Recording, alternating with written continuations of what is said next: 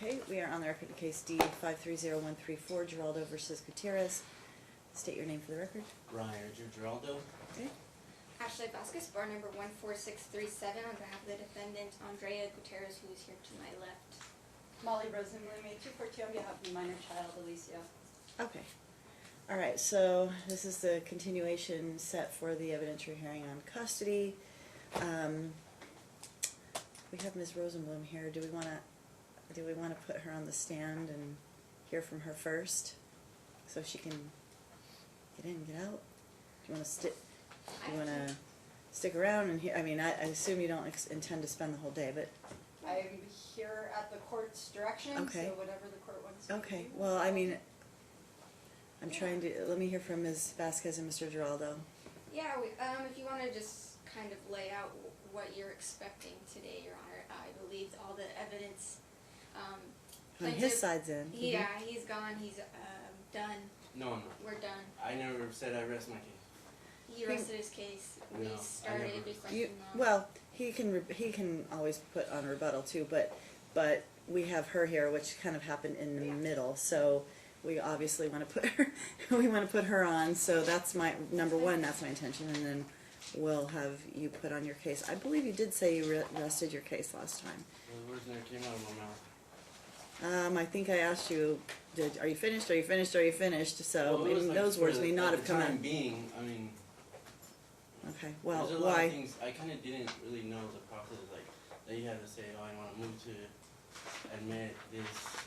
So after a while, then then I knew that's what I was supposed to do. Mm-hmm. So there's a lot of stuff that.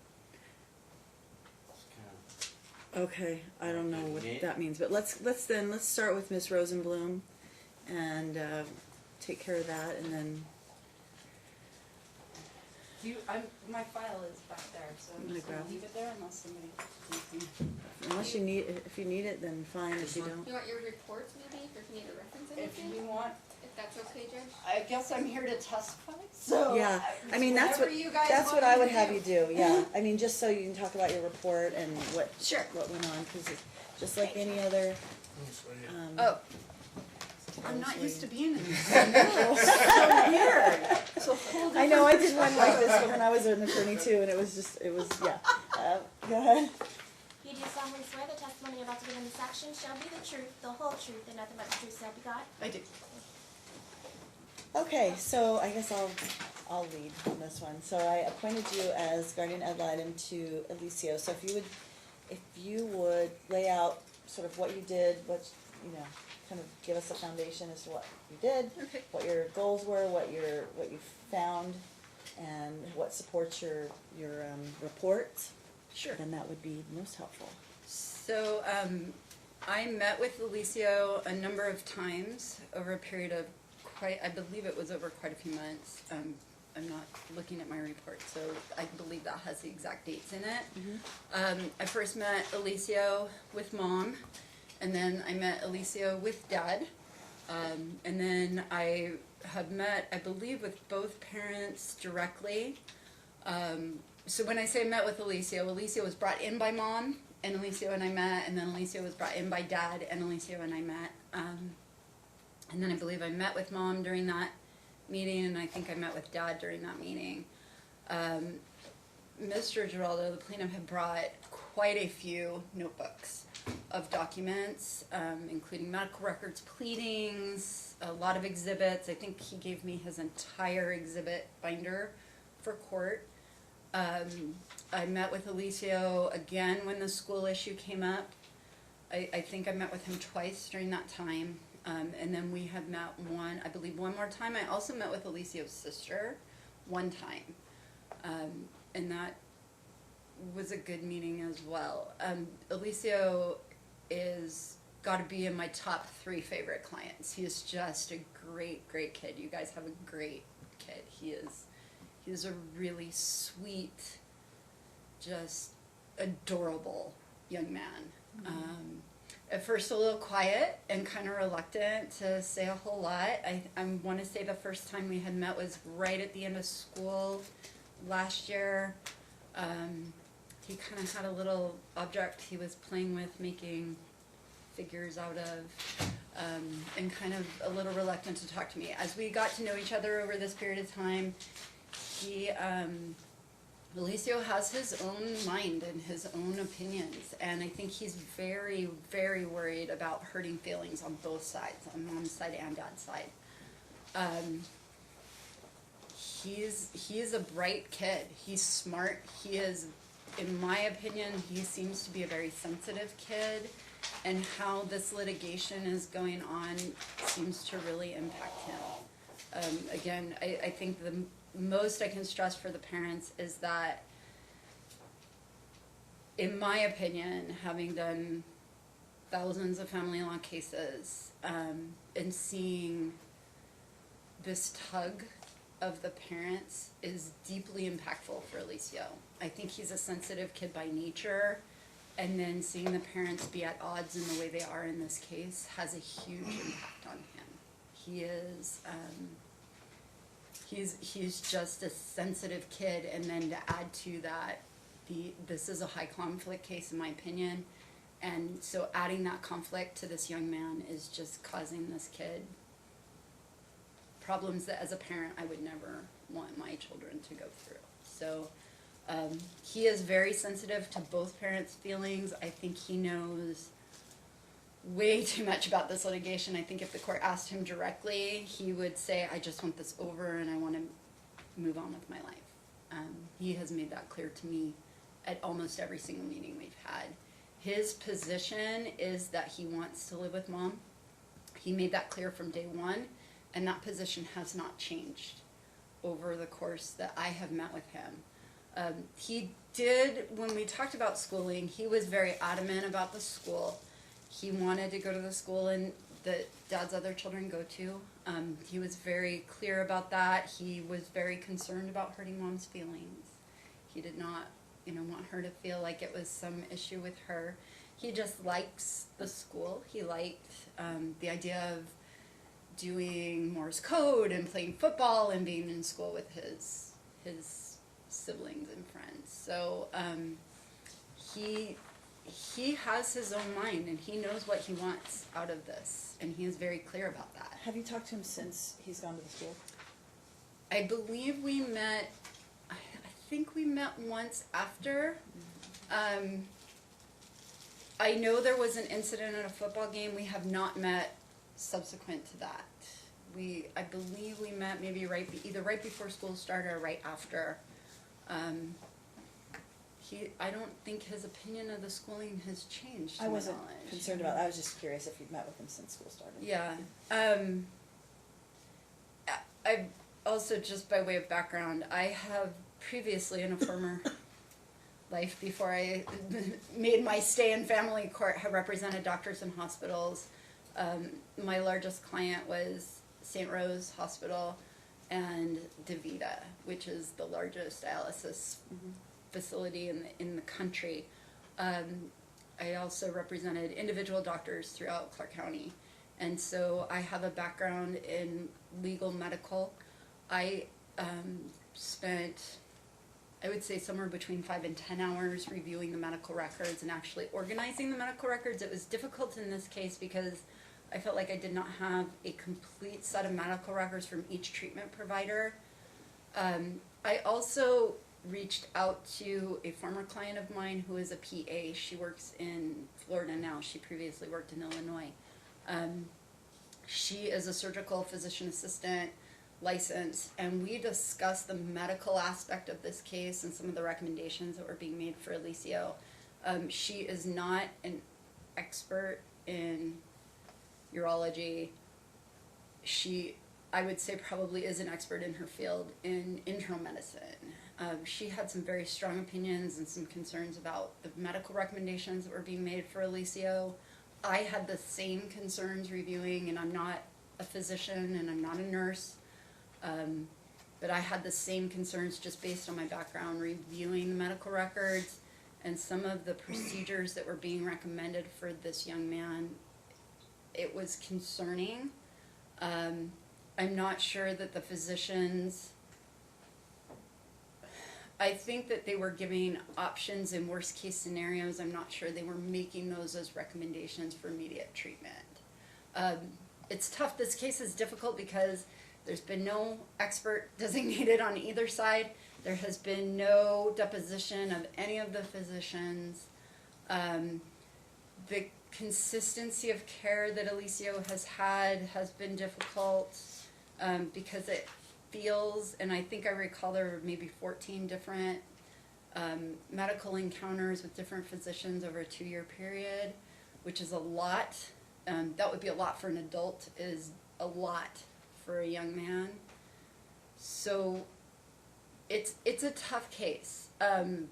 He was impacted, which is life-threatening and scary. And as a parent, I'm sure it was very, very, very frightening.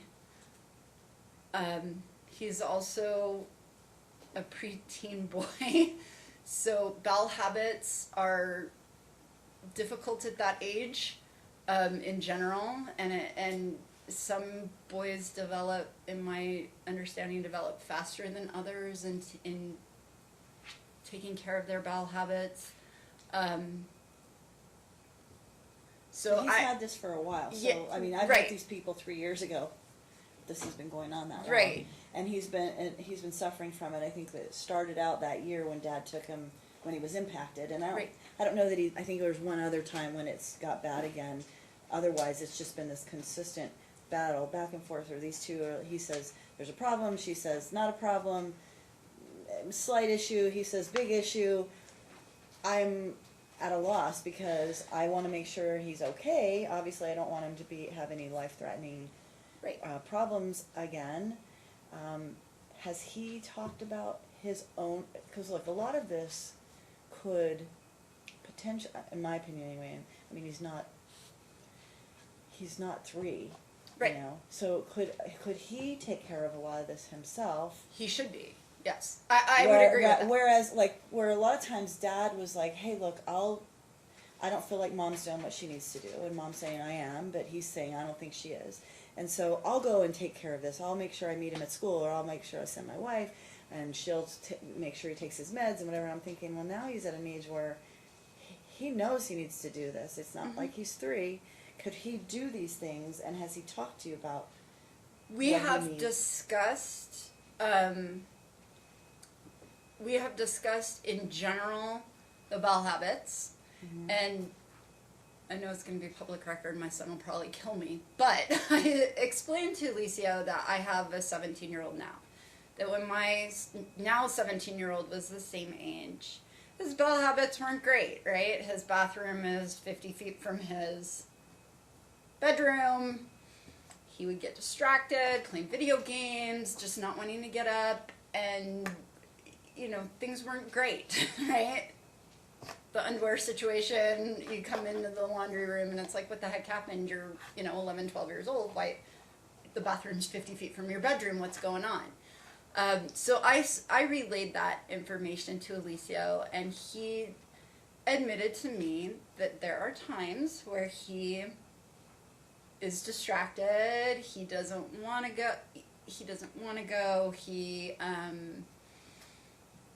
just isn't. He seems again to be that boy in that age range where I want to say he just doesn't care, but where I think in his mind, and it's me sort of putting words in his mouth, it's not a big deal, right? He's like, well, maybe I thought I had to fart, but it wasn't, or maybe, I knew I had to go, but I just couldn't make it in time, and I just didn't. In my opinion, without him saying it, I believe that the stress of this litigation is causing him to have some issues, whether it's stomach issues or just the, issues internally. I mean, I'm not a psychologist either. We've talked about it. He is embarrassed. He's completely embarrassed of it. He does not, I'm sure, want to have the conversation with me. I've talked to him about it every time I've met with him. At first it's kind of the I don't know why, but we did have a little bit of that discussion that, listen, this is, you can't hold it, you've got to go when you feel the need to go. We've had that discussion. I think that he's embarrassed by it, and I'm not sure that this litigation is helping that. He feels like, the spotlight's on his underwear.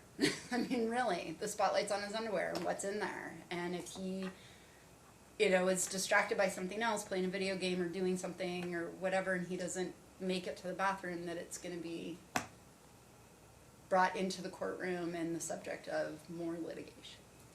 Has he talked about how either parent handles the situation? Not directly, I don't think. We really talked about it directly. We talk a lot about his diet. We've talked a lot about his diet and medication and making sure that he's, following the diet, that he's taking the medication. I mean, he's told me there have been times where he hasn't wanted to or he's missed at mom's. He's told me that. But in terms of, how either parent handles it, no. He has made it very clear to me he does not want to continue to go to doctor's visits, and I can't say I blame him for that. He is, I think, very stressed out about physician visits, too. So he has made clear. Okay. I'm trying to think if there's anything else I want to ask you. Okay, so having looked at his medical records, if he stays at mom's, like he says, I want to stay at mom's. If he stays at mom's, is he at risk medically if they're missing the medicine? That's the. Yeah. It's such a difficult thing, because if he misses the meds, does that cause him to potentially have something that's more serious? So it's a difficult question for me to answer. Mm-hmm. I'm not a doctor. No, I understand. I'm kind of putting you on the spot to. Yeah, it's hard for me to answer that question. In my opinion, what should happen with this case is that there should be one physician, whether it's a pediatrician or an internal medicine physician, who should be given the universe of medical records that are available, who should review those records and make recommendations.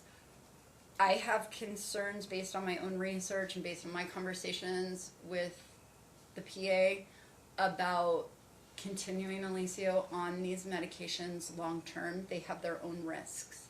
But on the other side of that, there's a concern that if he doesn't take them, he could become impacted again. Mm-hmm. And so it becomes a balancing. I don't know that anybody in this courtroom is able to answer that question. Mm-hmm.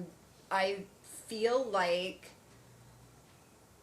so let me lay the background. In medicine, doctors have what are called SOAPs, right? In the law, we have the IRAC, right? Mm-hmm. So it's sort of that same idea. A physician lays out the subjective complaints, their objective analysis, and assessment and a plan. And so what I see when I reviewed the medical records was there's a lot of subjective complaint, which the subjective complaint comes from mom, dad, and Alicio, or, other folks who are bringing Alicio to physician's appointments, where the subjective information being given to the doctors is that he is, not utilizing the bathroom, that he's complaining of abdominal pain, that he is having diarrhea, that he's having bowel movements in his pants. Those are the things that are being reported. When I look at the objectives assessment of Alicio, what I see is normal temperature, normal heart rate, a non-distended abdomen,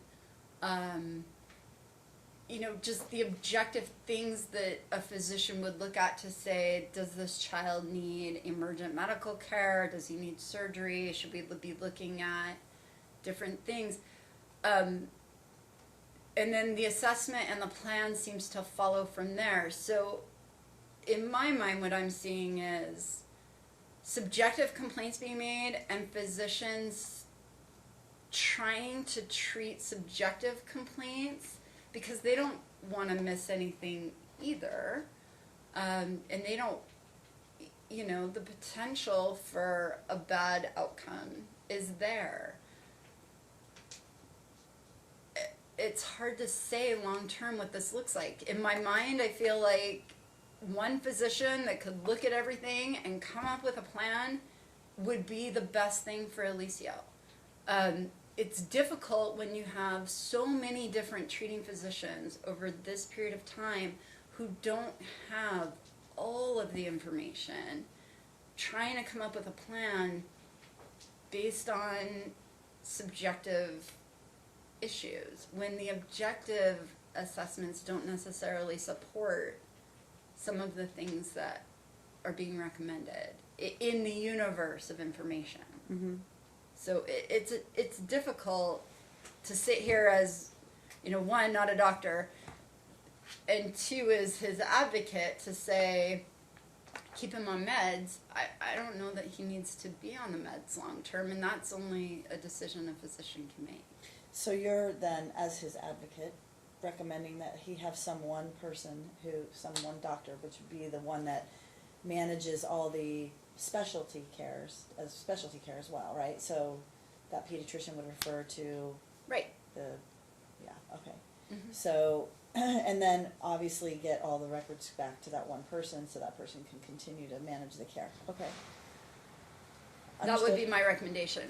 You know, again, it's a balancing. I mean, the impaction is scary and life-threatening if it's not treated timely. You know, the potential for repeated impaction, I'm not sure. I didn't ask that question, so that would be a question, I guess, that parents would have to ask a physician, would be, you know, what's the potential, since For this this has to happen happened again? before? Mm-hmm. What's the potential for it again? I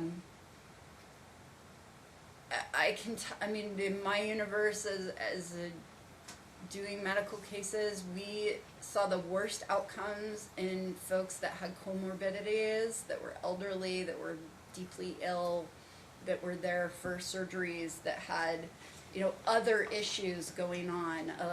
A lot of times diabetes was something that was a comorbidity, but where you would see someone have a really bad outcome or even die from an impaction that wasn't treated.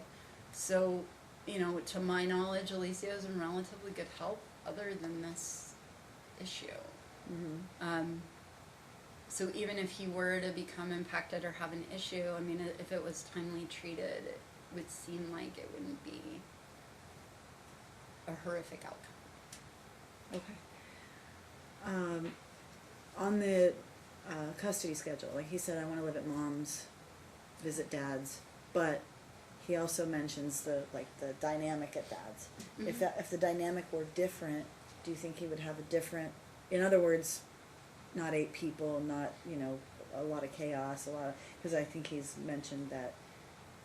And you can talk more about that because I haven't. You haven't talked about that, so I want to hear from you what his thoughts are.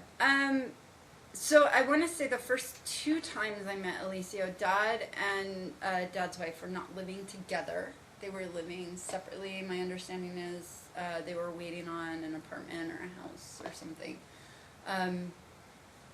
Alicio was very descriptive about Dad's home, and I mean he I think the example he said was, you know, imagine if there was a dog, a cat, a squirrel, and a guinea pig all living under the same roof, and it's just chaos all the time.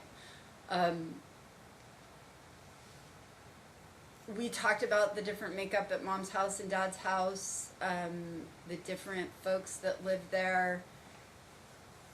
I don't know. I never really asked him, like, well, if it was different if Dad just lived on his own, or, yeah, I mean, because I don't know that that's realistic. Dad's in a relationship. Not that he would be on his own, but I think that they're living with other family members too, and that was my understanding. I don't was know living- if that's the case anymore. My understanding was they moved into an apartment together with their kids, and then I know Dad's wife has her own kids from another that come in. Right. I was talking more about the dynamic when they were living in the other house, where I thought it was just there was like other family members, dad, the kids. So go ahead. Yeah. I didn't get that from Alicia. The impression I had was that it was more so when they were all. It just seemed like there's a lot of kids. I think Alicia tends to like it more at mom's, just in terms of space, because he has his own space. Or what he describes as his own space at mom's, versus at dad's there's a lot of kids and a lot of things going on. But he seems like he's very close with his half siblings, and like he enjoys that relationship. It just sounds like there's a lot of people in dad's home compared to mom's home. And I know too, the living situations in both homes haven't been, it's not like mom's lived in her own home for 10 years. I know that there was a period where mom was sort of in one place, and then with her mom and, you know, different, and some other people. Mm-hmm. So, he, just the description that he gave to me about dad's home, it seemed like there's just a lot of kids. He doesn't have his own space. It's kind of a lot, and dad's, you know, he's got other kids, so you know, it makes sense. Do you talk about the time you got to spend with his dad versus his mom in their homes? He didn't say anything negative about either parent. I mean, he's very, I think he loves his mom very much. He loves his dad very much. Again, he's very sensitive about not wanting to hurt feelings, and not wanting to disparage either parent. I didn't get the feeling from him that there was anything horrible happening at dad's or anything horrible happening at mom's. That was, you know, good or bad, either way. I mean, he seems to be very close to both parents. So. Okay, so dad has filed a motion. Well, let me ask you this: did he talk about mom's partner at all, and his relationship with her? No. Other than to say that's mom's soulmate. Okay. No, Nothing. he didn't say anything about her, really. Not at all. Okay. All right. Not that I can remember. Nothing that stands out. Okay, and maybe dad can ask you, or he can clue us in as to why he thinks that they should have no contact, but he thinks they should have no contact. So, curious as to what your thoughts were on that. No, Alicia seems like he's really close with everyone. I mean, like, he's close with dad's wife, like he's close with dad, he's close with grandma, he's close with mom, he's close with mom's partner. He's a good kid. I mean, he doesn't seem to have bad relationships with people, so he seems like he loves his family members and has a big So, like, in family. spite of all the chaos, in spite of the dispute, in spite of all of these things, he's still well-adjusted and happy kid. Yeah, he's, I think he's totally stressed out by this litigation. Totally stressed out. And there are things, as a practitioner, that cause me concern with the litigation and the exposure of a child to the litigation. You know, I have to tell the parents. I watched a video, I think Mr. Burton provided me, of a interaction in front of Alicia with one of the physicians where parents and their significant others were present, and it is just not appropriate. It's just not. And I think that part of my recommendation was that only parents be attending physician visits. As inconvenient as that might be, I think that would sort of would Things temper down a the little stress bit. a little bit of Alicio. The child, Alicio is stressed. I mean, I don't know how much more I can emphasize that. He is stressed. This litigation for this young man is really defining him in this moment, and I think he feels like he has very strong opinions about where he wants to live and who he wants to live with and what his visitation schedule is, but he is internally deeply concerned about making somebody mad or hurting somebody's feelings, and how that's going to be portrayed in litigation. I think he feels like his life is on trial, and it to a certain extent it is. Mm-hmm. Okay. So I don't know how I can help or what recommendations I could make to I think you've helped quite a temper bit. that down, but I have to stress to the parents, you guys are twisting up your son. I mean, he's literally being twisted up. Mhm. And he's a good kid. He really is. He's a nice boy. He's a good kid. He's trying hard to make everybody happy. And it's And you shouldn't have to unfortunate. do that. Yeah. Yeah. They should be trying hard to make him happy. And I know they both love him and they Mhm. both want him to be happy. Obviously, they're on two different pages most of the time, so that's the unfortunate part. So, Dad, do you have any questions of Ms. Rosenblum? Yes. Okay. Would I be able to take a break? You want to take a break? Yeah. Yeah, sure. Anybody want to step down? You can step down. I'm gonna go off the record here real quick.